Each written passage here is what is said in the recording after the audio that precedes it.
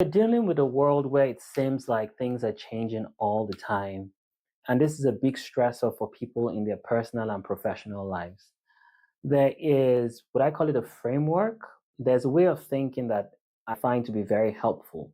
It's called the Serenity Prayer. It was by a theologian and they use it in a lot of AA meetings. I recognize this is not an AA meeting, but the thought process I have found to be very valuable for a lot of organizations. The first part of that prayer says, Lord, give me the serenity to accept the things that I cannot change. And that's like the whole wide world, like policy, direction, everything, it's not in your hands. And then the courage to act on the things that I can change, and the wisdom to know the difference between both. So this is out of scope. This is in scope. It would amaze you how many people haven't really thought about what is in scope and out of scope. Most people tend to be focused on the things that are out of scope for them.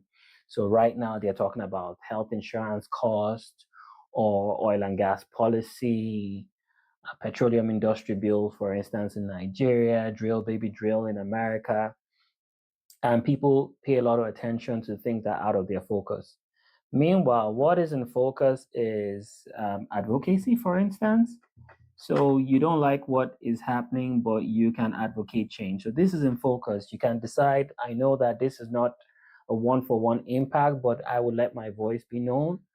The second thing that a lot of people forget that is in scope for them is how they run their operations.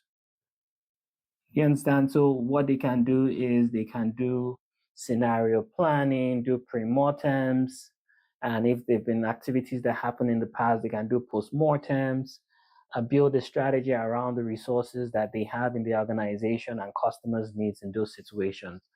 I found that if you really think about the Serenity Prayer, you think of things out of scope and then look at things in scope and you know the difference between those two things. I found out that organizations that think like that tend to be far less stressed and tend to be far more effective. I hope someone found this helpful.